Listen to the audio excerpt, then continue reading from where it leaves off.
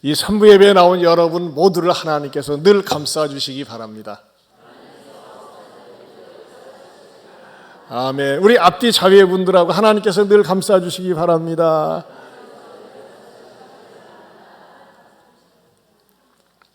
오늘이 무슨 날입니까? 5월 21일입니다. 근데 우리나라 국회에서요, 오늘을 정했어요. 뭐라고요? 부부의 날이라고. 왜 그러느냐? 둘이 하나가 되는 날, 21일입니다. 그래서 부부의 날로 정했습니다. 사실 가정의 달을 맞이해서 어떤 가정은 좀 여러 가지 어려움 때문에 참 메시지 듣는 게 힘들어하는 가정도 있습니다. 하지만 외면할래야 외면할 수 없는 한 가지 분명한 사실 하나는 우리의 공동체, 사회의 출발은 부부로부터 시작이 됩니다. 또 우리의 자녀들, 젊은 세대들은 언젠가는 부부가 됩니다.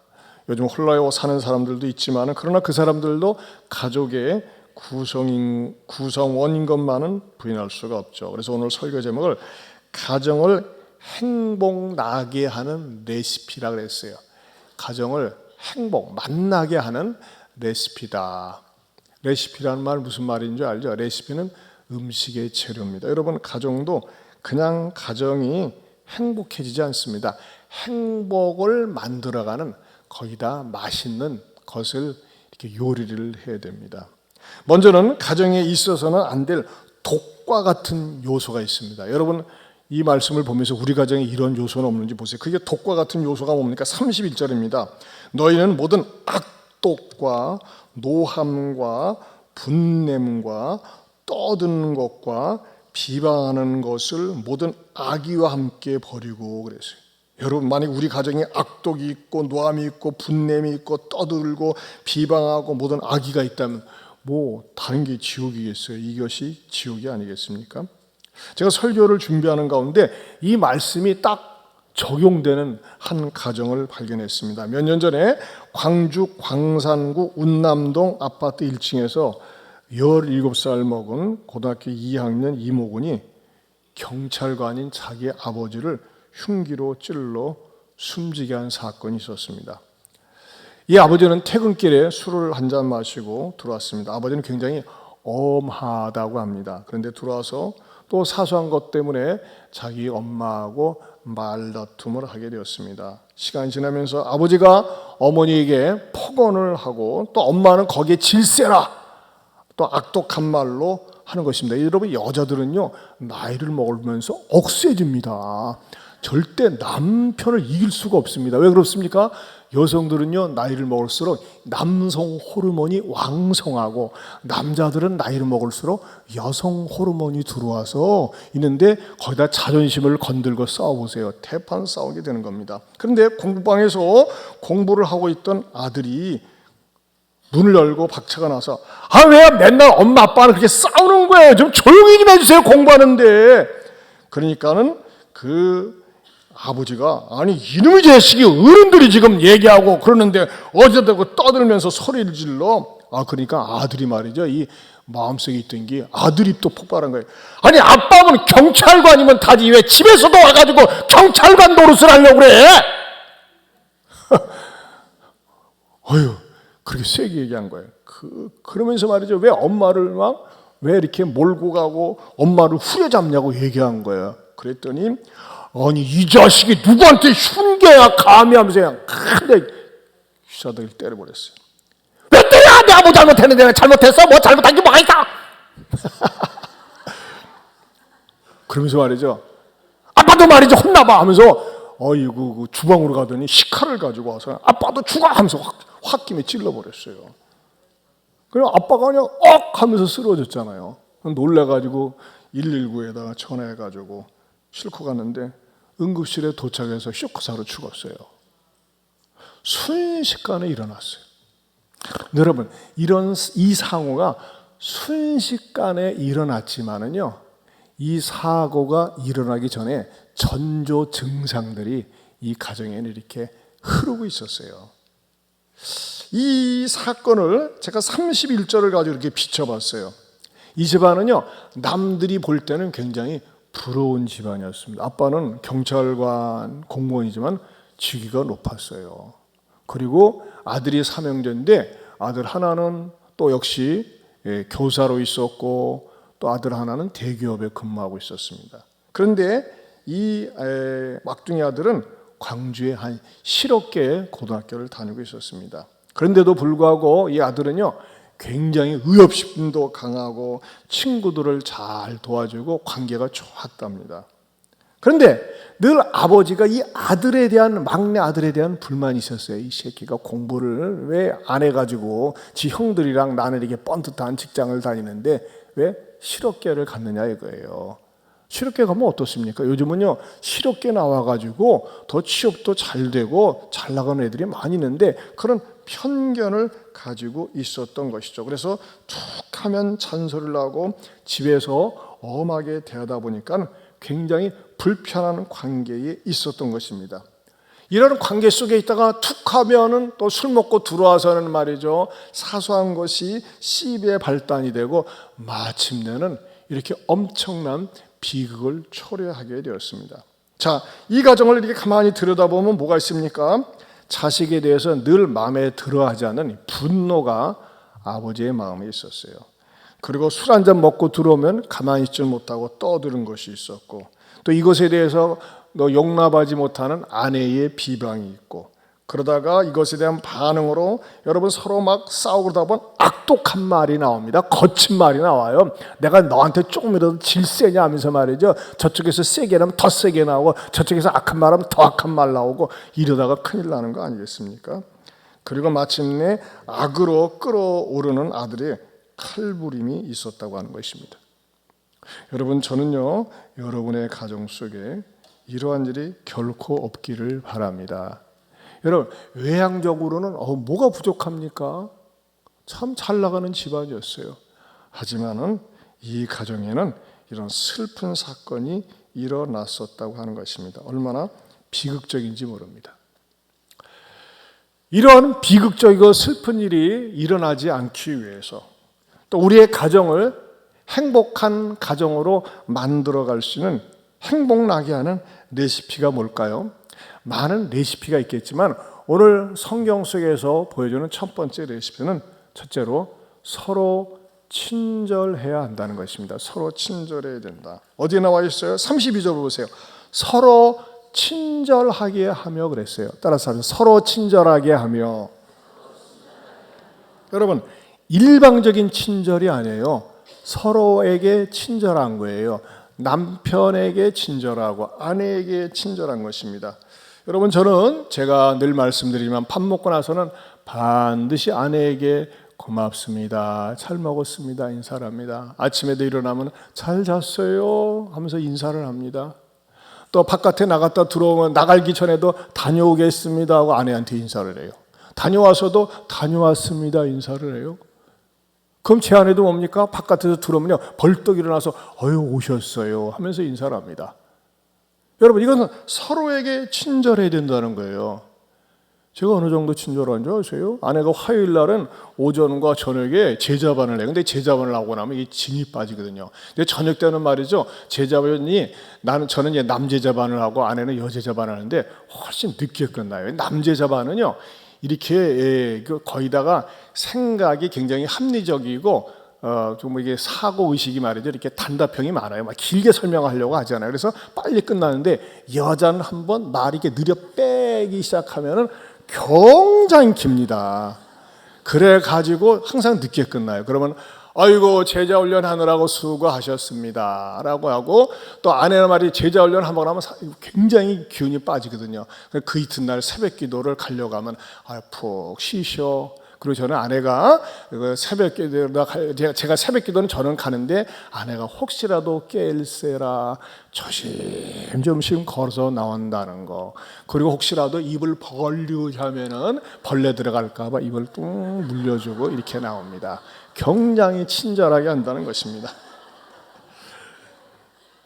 여러분, 우리는 서로에게 친절해야 됩니다. 아내가 남편에게, 또 자녀가 부모에게만 친절한 것이 아닙니다. 서로에게 친절해야 합니다. 일방적인 친절이 아닙니다. 상하 관계의 친절이 아닙니다.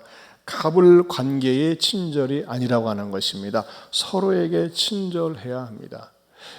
식당에 가서도 우리가 음식을 주문할 때 누가 서빙을 하고 뭘 반찬을 더 가져다 주면 당연하게 생각하는 것이 아니라 고맙습니다, 감사합니다, 이렇게 그 상대방의 서빙에 대해서 친절하게 해야 됩니다. 제가 어저께 새벽에도 말씀드렸습니다만은 우리가 음식을 먹을 때 이게 회를 맛있게 먹었거든요. 근데 저는 지금까지 음식점 다니면서 그렇게 서빙을 하면서도 여러분 한 사람이 30명 이상을 섬겼어요. 근데도 말이죠, 손놀림이 바쁘고 빠르고 그러면서 어떻게 하느냐, 너무너무 즐겁고 명랑하게 하는 거예요. 그러니까 팁도 말이죠, 끝난 다음에 준 것이 아니라 감독님도 중간에 줬어요. 그건 더 좋지. 그냥 신나가지고. 그래가지고 전도도 하고 제가 유튜브도 보내드렸어요. 여러분, 서로가 친절하면 서로가 행복해요. 여러분, 친절하면요 뜻밖의 축복이 기다릴 수 있습니다. 예를 들면요, 제임스 레인이라고 하는 사람이 있습니다. 제임스 레인. 이분은요 93년부터 97년까지 클린턴 행정부 때 주한 미국 대사를 역임한 사람입니다. 이 대사직을 그만두고 그가 애틀란타의 에모리 대학의 교수로 부임하게 됩니다. 이곳은요 윤치호 선생이 최초로 유학한 곳이기도 합니다. 이 자기 숙소에서 대학까지 늘 걸어서 출근했습니다. 한 번은 학교에 등굣길에 우연히 어떤 연세 많은 노인을 목격하게 됩니다. 그 노인은 뭐였냐면요, 자기 집 앞에서 아침 일찍부터 잔디를 깎는 거예요. 미국은요 대부분 모든 가정이 잔디가 있어요. 그리고 잔디를 늘 깎아야 됩니다. 만약에 잔디를 깎지 않으면 신고가 들어갑니다. 그러니까 남의 집이 잔디를 깎지 않는데도 불구하고 잔디가 무성하게 자랐다 내버려두면 신고가 들어간다니까요. 그래서 늘 잔디 깎는 게 뭐 멀리서 보면 잔디밭이 낭만으로 보이는 게 장난이 아닙니다.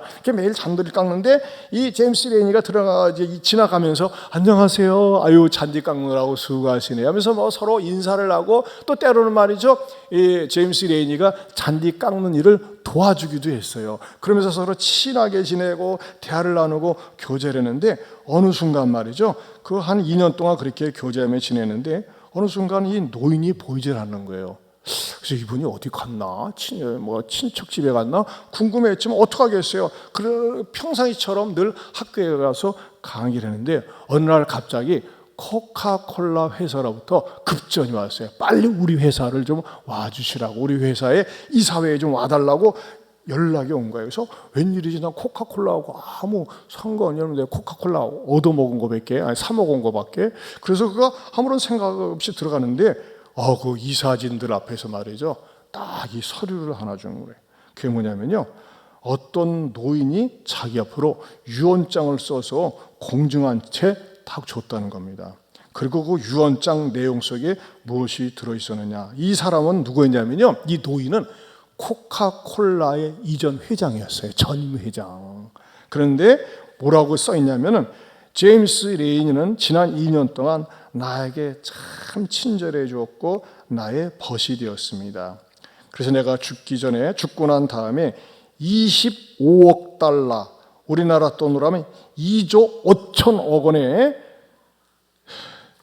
가슴 떨려, 돈을 주고 코카콜라 주식 5%를 레이니에게 주기를 바랍니다. 공증까지 한 거야. 좀 놀래봐요. 이야, 제임스 레이는요 3가지 때문에 놀랬대요. 뭐 때문에 놀래느냐? 첫째, 이 세계적인 부자가 검소하게 사는 것에 놀랬어요. 그리고 두 번째는 철저하게 자신의 신분을 밝히지 않는 겸손함에 놀랬습니다. 그리고 세 번째로는 아무런 연고도 없는 자기에게 이렇게 어마무지한 큰 돈을 준 것에 놀래고, 한 가지 더 놀라는 것을 보탠다면요, 우리는 이런 일이 벌어지는 것 때문에 놀랍니다. 그러니 여러분, 얼마나 대단한 사건입니까? 이 레이니도 또 멋있어요. 레이니도요, 이 돈을 갖다가 자기를 위해 쓰지 않고 전액을 에머리 대학의 발전 기금으로 기부를 했다는 것입니다. 그러니까 에머리 대학도 놀라는 거예요. 놀라는 일이 너무나 많았어요. 그래서 나중에 총장이 되기도 했습니다. 여러분, 누구나 어디에서나 친절한 말이 몸에 뵐 수 있길 바랍니다. 특별히 여러분들이 눈을 크게 뜨고 풀 깎는, 잔디 깎는 노인이 있는지를 살펴보시길 바랍니다. 우리나라는 잔디 깎는 문화가 아니에요. 촘촘히 어울려서 아파트 문화이기 때문에. 그런데 여러분, 문제는 뭡니까? 왜 우리는 친절하지 않는지 모르겠어요. 한국 사람은 일반적으로 친절하지 않아요. 서로 인사도 않고 너는 너고 나는 나다. 엘리베이터를 타도 말이죠. 안녕하세요 서로 한마디 하면 좋은데 타자마자 미쳐다봐 그냥. 얼마나 무뚝뚝한지 몰라요. 여러분 서로 친절하세요. 친절하면요 이런 놀라운 일이 생겨요. 무엇을 바라고 그러는 것이 아니라 친절해서 손해볼 게 없다는 거예요. 제가 어느 식당에 갔는데 야, 표가 끝내주더라고. 한번 보세요.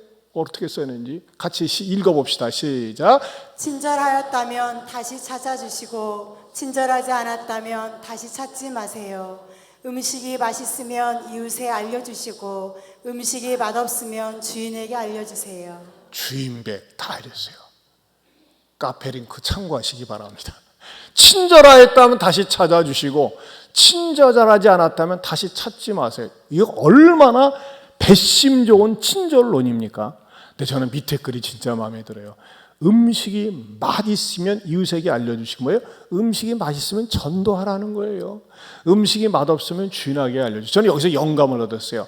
말씀이 맛있으면 이웃에게 전도해 주시고 말씀이 맛없으면 목사에게 알려주시기 바랍니다. 대단한 음식점이에요. 잘 되겠어요? 안 되겠어요? 잘 되죠. 어느 음식점인지는 제가 절제하겠습니다. 우리 교인이 아니기 때문에. 여러분 친절하세요. 특별히 여러분 예배당에 주차하러 올 때 이 더운 여름철에 주차 안내하는 우리 귀한 집사님들, 여러분 주차 안내할 적에 고맙습니다. 머리라도 인사 한번 하세요. 자, 이쪽으로 대주세요. 싫어. 야, 그러지 마세요. 내 멋대로 대지 말고 이쪽으로 주차해 주세요. 주차해 주면 얼마나 좋겠어요. 한 번씩 그렇게 속 쓰기는 사람들이 있어요. 그 사람들 가운데 직분자들이 의외로 있다고 그러더라고요. 내가 누군지는 알려고 하지 않는데 여러분, 이런 주차위원들에게도 서로가 친절하게 하면 얼마나 좋습니까? 또 식당에서도 말이죠. 주일날은 우리 권사님들이 음식을 만들고 토요일에는 금요일은 우리 집사님들이 조를 짜서 만들고 식당 설거지 봉사도요 우리 남자들이 합니다. 볼 때마다 정말 감사합니다. 고맙습니다. 맛있게 먹었습니다. 그러면 얼마나 주고받는 친절 속에 싹 트는 아름다운 우정 아니겠습니까? 주고받는 거친 말 속에는 미움과 원망만 가득합니다. 사랑하는 성도 여러분, 한번 먼저 여러분의 가정을 보세요. 나는 아이들에게 친절한가? 아이들은 부모에게 친절한가? 나는 같이 어울려 사는 내 가족에게 친절한가? 여러분, 가족부터 친절하세요. 서로에게 친절할 수 있기를 축원합니다. 우리 옆에 분 쳐다보고 얘기합시다. 친절하겠습니다. 무뚝뚝하지 않겠습니다. 이렇게 시켜도 입 띠하고 내민 인간이 있어요. 그러지 마세요. 두 번째는요, 불쌍히 여길 수 있어야 한다는 것입니다. 불쌍히 여길 수 있어야 된다. 35절에 보면요, 서로 친절하게 하며 불쌍히 여기며 서로 용서하기를 그랬어요. 여러분, 서로 하라고 하는 말 속에는 친절이 들어가 있고 또 용서가 들어가 있어요. 그렇죠? 서로 친절해라, 서로 용서해라. 그런데 불쌍히 여기라는 말 속에는 서로라고 하는 이 부사가 빠져 있어요. 좀 독특한 문장 구조 아니겠습니까? 근데 제가 이 말씀을 묵상하는 가운데 이런 생각이 들어가더라고요. 왜 불쌍하게 여기라고 하는 말씀 속에는 서로라는 말이 빠져 있을까? 여러분, 불쌍히 여기는 것은요, 가진 자가 없는 자에 대해서 가져야 하는 감정이라는 것입니다. 그렇죠? 부자가 거지에게, 부자가 가난한 사람에게 불쌍히 여기는 마음을 가져야 돼요. 가난한 사람이 부자에게 불쌍히 여기는 마음을 왜 가져요? 여러분, 우크라이나에 먹을 양식이 없기 때문에 우리가 불쌍히 여기는 마음으로 빵 헌금을 가지는 것, 빵 헌금을 하는 것 아니겠습니까? 누가 누구에게 불쌍히 여기는 마음을 가져야 됩니까? 의로운 자가 불의한 자에 대해서, 부자가 가난한 자에 대해서, 배운 사람이 배우지 못한 사람에 대해서, 비장애인이 장애인에 대해서, 힘 있는 사람이 힘 없는 사람에 대해서 불쌍히 여기는 마음을 가지라는 것입니다. 한마디로 얘기해서 갑이 을에 대해서 불쌍히 여기는 마음을 가져야 된다는 것입니다. 전에 목양실이 이 아름드리 아파트에 있은 적이 있습니다. 언젠가 점심을 먹기 위해서 목양실을 나섰는데 1층에 4명의 머스마들이 쭈그리고 앉아서 서로 막 얘기하고 장난치고 있더라고요. 그래서 가만히 살펴보니까 말이죠, 왜 입구에 앉아있고 여행 가방이 하나 있는 거예요. 그래서 좀 이상해가지고, 느낌이 이상해가지고, 니네 왜 여기 앉아있냐? 그리고 뭐 어디 여행 가냐? 여행 가는데 여행 가방 하나밖에 없어가지고 했더니 말이죠, 애들이 쟤 가출했어요? 그러는 거야. 아니, 가출했더니 그건 무슨 말이야? 제 말이죠, 집에서 가출해가지고 어저께 여기서 노숙했는데 제 도쿄에서 우리가 같이 지냈다는 거예요. 그래서 제가 이 여행인형 가방이 주인이 누군데? 쟤예요. 그래서 아니, 왜 무슨 일이 있었어? 무슨 사연 때문에 가출을 했었더니 집에서 말이지, 우리 엄마한테 엄마가 뭐 심부름 시키는데 뭐 좀 이렇게 가져다 주라고 하는데 제가 엄마한테 그냥 이렇게 툭 내던졌더니 그것이 툭 떨어지면서 깨지는 바람에 엄마가 뿔따고 안아서, 야 이놈의 새끼야, 엄마 심부름을 그렇게 하는 거야, 나가라 이놈의 자식아, 그렇게 얘기하니까 그래 알아서 나갈게 하면서 가방 싸들고 나왔다는 거예요. 그러면서 혼자서 자기 뭐 하니까는 친구들 불러가지고 하룻밤 그냥 노숙자 생활을 한 거예요. 그래서 점심시간은 한 1시쯤 되기 때문에, 야 점심들 먹었냐? 안 먹었다고 그래요. 자, 내가 밥 사줄 테니까 가자. 그러니까는 그 이제 노숙했던 아이는 말이죠, 밥을 못 먹었을 거 아니에요. 그러니까 가방 들고 나와서 따르는데 나머지 3놈은 그냥 앉아 있어요. 그러면서 나를 위아래 살피는 거야. 야, 내가 인신 매매범처럼 보이냐? 수상하게 보이냐? 그랬더니 그렇대. 야 임마, 어떻게 그렇게 말을 하냐? 내 얼굴을 봐라. 그리고 내가 그렇게 나쁜 사람처럼, 난 이 교회의 담임 목사야. 그러고 보니까 아저씨 어디서 많이 봤대. 그래서 샤르네 레스토랑에 가서 맛있게 밥을 먹이고 그 가방 주인에게는, 야 엄마한테 가서 엄마 죄송해요, 미안해요 하면서 다시 들어가라고 가르쳐 줬습니다. 여러분, 불쌍히 여긴다. 제가 힘이 있잖아요. 제가 여유가 있잖아요. 그러니까 걔한테 가서 물어보고 밥 사주고 또 그랬던 거 아니겠습니까? 여러분, 남편들이 가정에서 너무 위세를 부리고 자기가 능력 있는 듯 하면요, 부인이나 애들이 가깝게 하기에는 어려운 당신이 됩니다. 또 사랑을 받기도 힘이 듭니다. 틈만 나면 말이죠, 내가 이렇게 사는 거, 내가 머리 좋아서, 내가 열심히 노력해서 나 때문에 이렇게 사는 거야 하면서 이것을 뽐내고 재면요, 인정은 하지만은 어떻게 됩니까? 얘기하려고 하지 않습니다.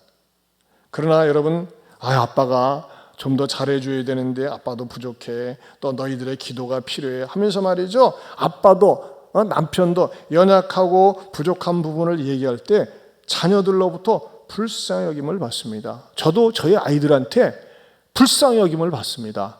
나는 니네들이 기도해 줘야지만이 힘을 얻을 수가 있어. 아빠를 불쌍히 여기고 기도해 줘. 저는 이제 우리 아들하고 일주일에 한 번씩 통화할 때 어느 때는 얘가 바깥에서 전화를 받아요.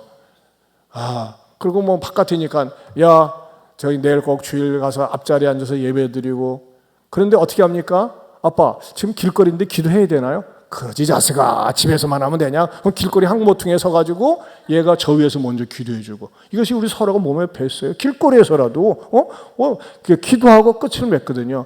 아빠 내일 아빠가 설교하는데 은혜 주시고, 이제 현장용어로 얘기합니다. 농땡이 치는 교인들 없게 해주세요 하면서 이렇게 기도를 해줍니다. 참 얼마나 좋은지 모르겠어요. 여러분, 불쌍히 여기는 거 나쁜 것 아닙니다. 여러분의 가정에서 보면요, 믿음이 없기 때문에 불신앙의 말을 하고, 믿음이 없기 때문에 때로는 막말하는 거, 그거 불쌍히 여기게 됩니다. 또 자녀들이 사춘기가 발동하면서 반항하고 대들 때 어떻게 해요? 아직 미성숙해서 그렇지 하면서 불쌍히 여길 수 있어야 된다고 하는 것입니다. 미운 행동을 하고 나쁜 행동을 해도 어떻게 될까요? 아직 잘 몰라서 그렇지 하면서 불쌍히 여겨야 한다고 하는 것이죠. 미성숙하기 때문에, 미숙하기 때문에 모자라는 행동을 하는 거 아니겠어요? 그에 비해서 말씀을 듣고 깨닫는 내가 성숙한 모습으로 불쌍히 여겨야 된다는 거예요. 때로는 여러분 나이 먹었다고 성숙하지 않습니다. 자연 연령만 올라갔지 나이값 못하는 경우가 너무나 많이 있습니다. 그렇기 때문에 어떻게 해야 돼요?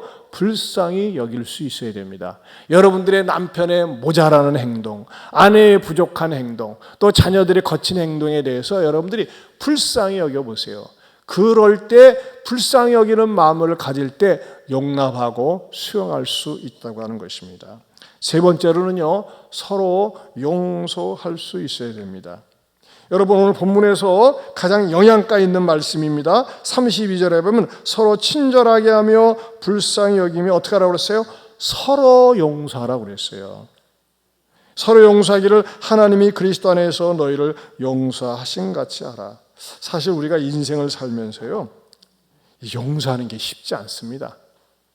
나한테 계속 스트레스를 주고 말로 내 가슴속에 생채기를 내고 나를 업신여기고 무시하는 그런 가족들이나 남편이나 아내, 자녀들, 또 동서지간, 시댁 식구들, 용서가 잘 안 됩니다. 근데 여러분 보세요. 내 감정으로는 용서가 안 돼요. 근데 오늘 성경에서요, 무엇을 전제로 밑바탕에 깔고 있습니까? 자, 용서하기를 하나님이 그리스도 안에서 너희를 용서하심 같이 하라 그랬어요. 여러분, 신앙이 깊어지고 좋아지면요, 무엇에 대해서 눈을 들까요? 십자가 사랑을 깨닫습니다.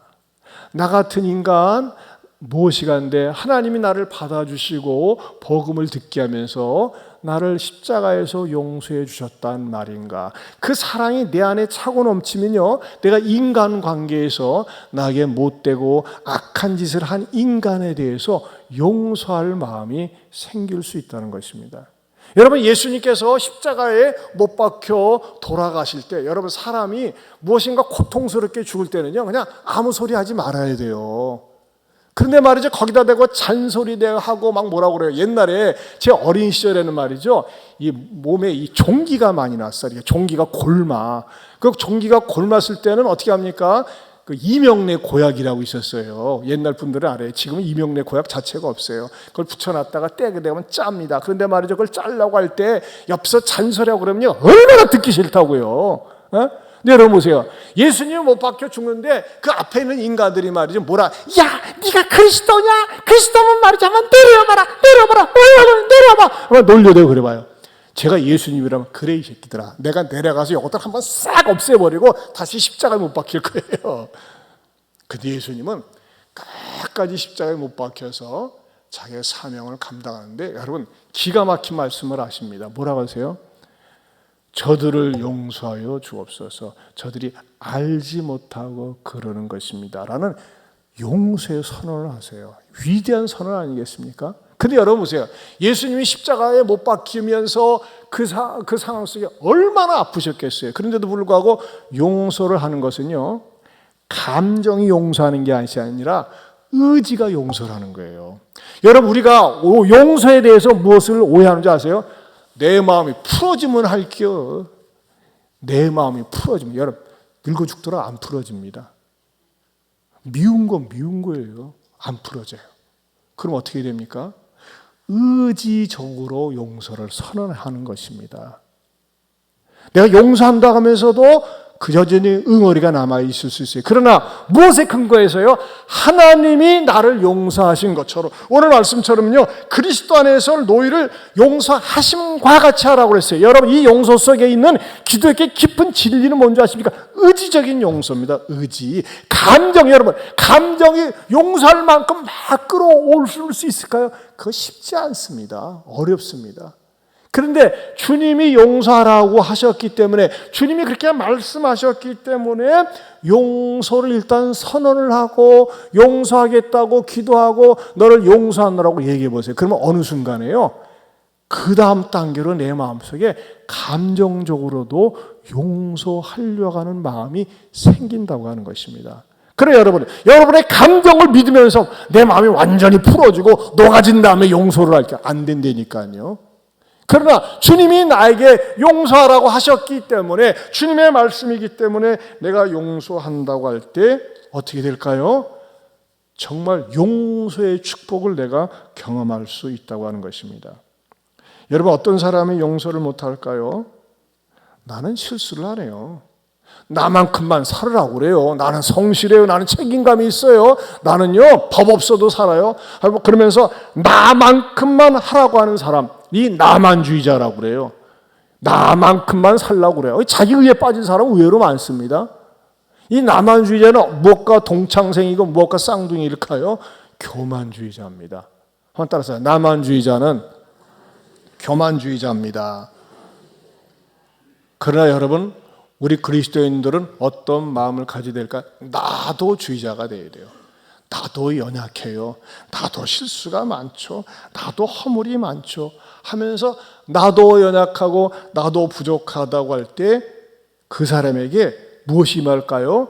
용납하는 마음이 임합니다. 그럼 나도 주의자, 나도 부족합니다. 나도 연약합니다. 내가 내 허물을 볼 수 있을 때 어느 때 볼 수 있을까요?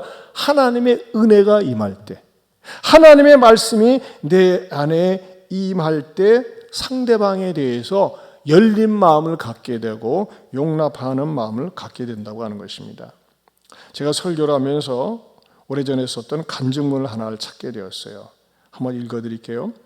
예안교회는 5살 난 제 아들 때문에 다니게 됐습니다. 교회 다니기 전 술 좋아하고 사람 만나기 좋아하는 남편 때문에 많은 고민과 눈물을 흘렸습니다. 나이 30대에 벌써 성인병 2가지나 갖고 있었습니다. 건강하고 튼튼한 체력도 없는 사람이 365일 중에 30일 빼고 335일 매일같이 술을 마셨습니다. 대단한 것 같아요. 335일 술 먹는 것도. 사업상 먹는다고 얘기를 하는 경우도 있었지만 본인이 술자리가 좋아 매일같이 술을 퍼마시고 새벽에 울 때가 많았습니다. 이런 가장의 모습에 어떤 부인이 가만히 지켜보기만 하겠습니까? 처음에는 낮은 소리로 여보 그만 마셔, 건강 상해, 그러면 되겠어 하면서 얘기하다가 나중에는 도대체 왜 그렇게 사는 거야? 왜 맨날 허구한 날 술만 퍼마시는 거야? 하면서 듣기 싫은 잔소리로 변하고 나중에는 독한 소리가 쏟아져 나왔습니다. 그리고 신랑을 화나게 했습니다. 그리고 듣다 못하고 참다 못하여 마침내 살림살이들을 서로 집어 던지곤 했습니다. 어느 날 저는 이기적이고 아이들에게 본보기가 되지 못하는 남편과 이혼을 생각으로 의도적으로 각서를 쓰게 했습니다. 각서. 한 번 더 술주정하고 술 퍼마시면 헤어진다. 각서를 쓰게 하고 사진도 찍고 그리고 동영상을 찍으면서 증거 자료를 만들었습니다. 빠져나가지 못하도록 나중에 철저하게 보상받기 위해서. 저런 인간과 일평생 함께 살 것을 생각하니 너무나 암담했지요. 심지어는 저런 인간 죽어버렸으면 좋겠다라고 생각할 정도로 미웠고 쳐다보기조차 싫었습니다. 제 생활은 한마디로 지옥 그 자체였습니다. 하루도 마음 편할 날이 없었으니까요. 그런데 제 여동생의 인도로 제 아들을 교회에 보내기로 했었는데 오갈 때 돌봐줄 사람이 마땅치 않아서 그냥 교회에 따라오게 되었습니다. 그런데 교회의 주차장에 들어서니 마치 백화점 주차장처럼 넓고 그런 주차요원을 보는 듯 했고 예배당에 올라가니 안내요원들은 환한 미소로 성도들을 맞이했습니다. 지금도 그때 그 현장이 인상 깊게 남아 있습니다. 가정의 달이었던 5월에 목사님께서는 가족에 대해서 설교 말씀을 하셨습니다. 미워하는 마음만 가지고 있어도 살인한 자와 같다. 미움을 내려놓고 참사랑으로 대하라는 말씀에 저는 엉엉 울어버렸습니다. 저는 그러면서 미움을 내려놓게 되었습니다. 그리고 과거 결혼하고자 했을 때를 회상하면서 집에 돌아와 진정 사랑하는 마음으로 남편에게 여보 미안해. 당신은 정말 소중한 사람 같아 라고 얘기를 했습니다.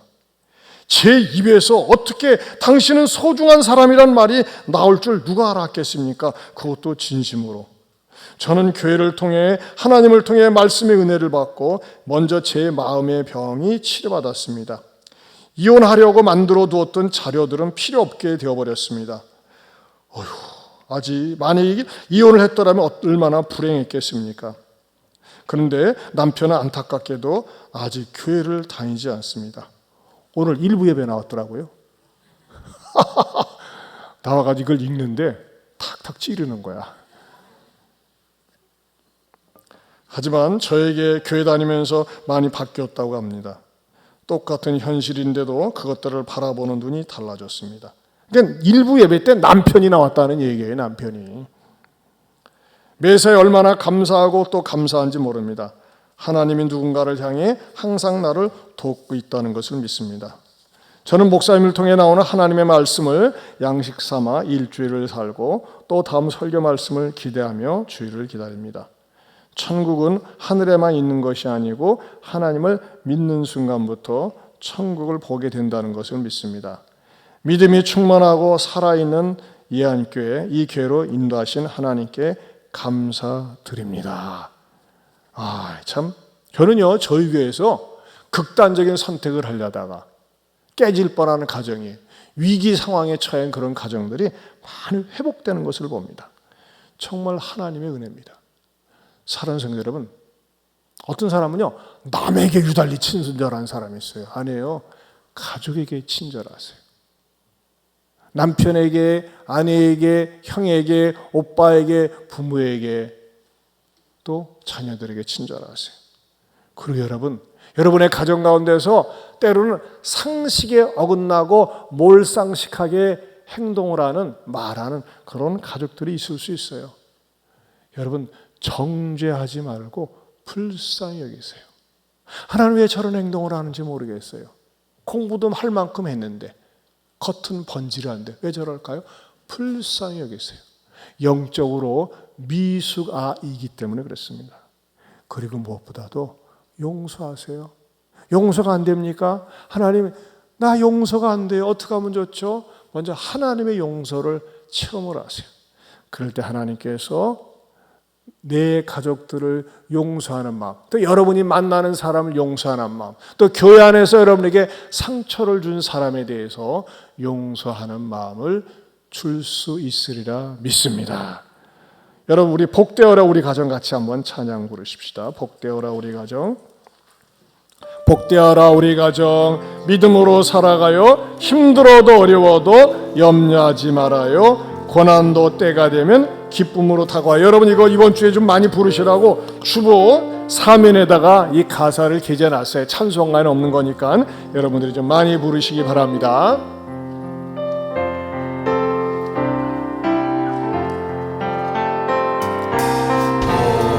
복되어라 우리 가정, 믿음으로 살아가요. 힘들어도 어려워도 염려하지 말아요. 고난도 때가 되면 기쁨으로 다가와요. 임마누엘 우리 가족, 든든한 우리 가족, 은혜로 세워주신 행복한 우리 가정, 감사해요. 찬양해요. 우리 주 예수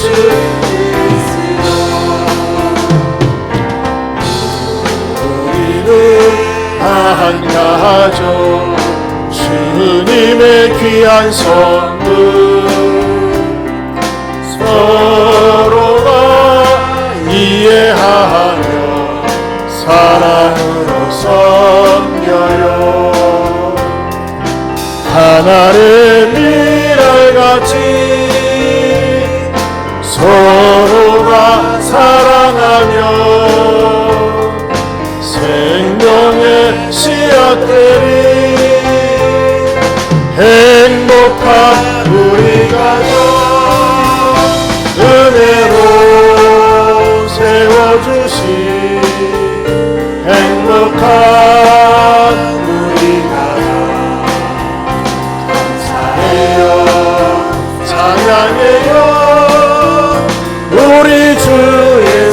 다 같이 일어서서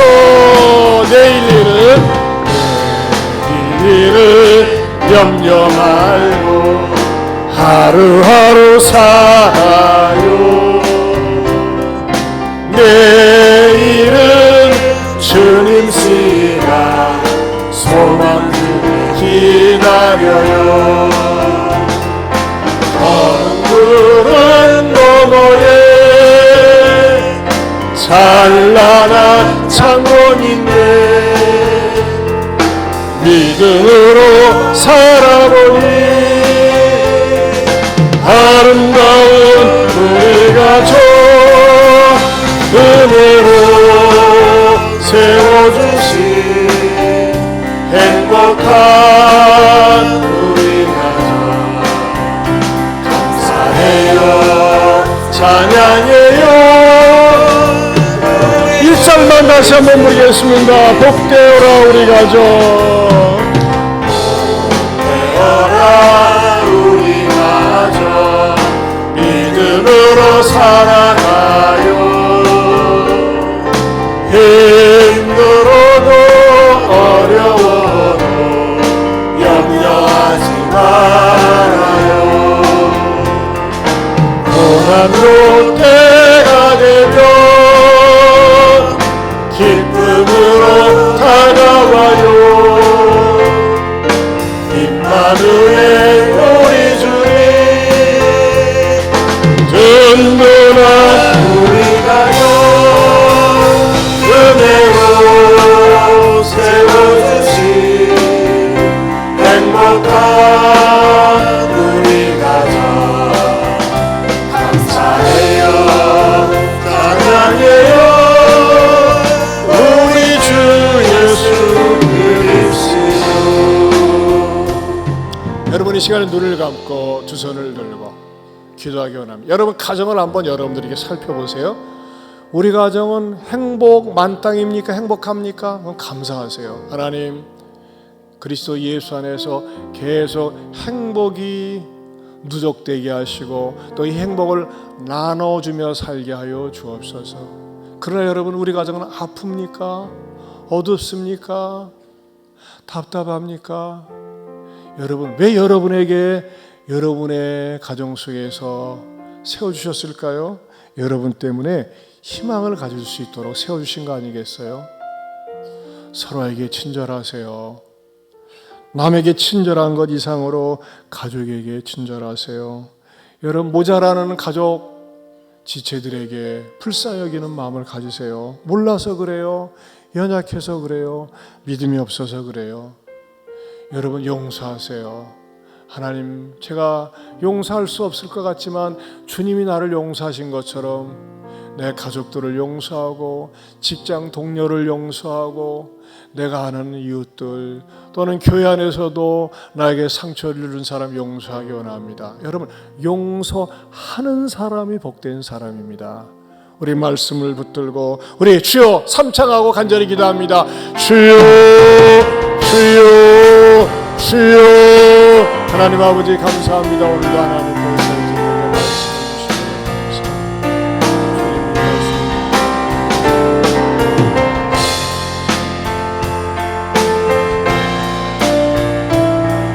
아버지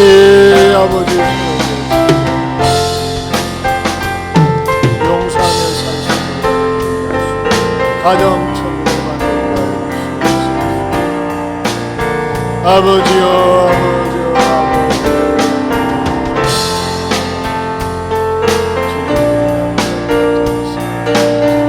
망설하지 말고 하시고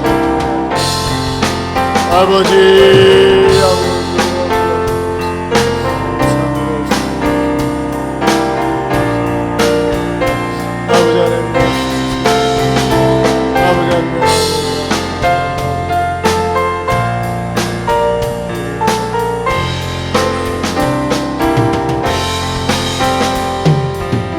하나님 아버지들이 회개하길 원합니다.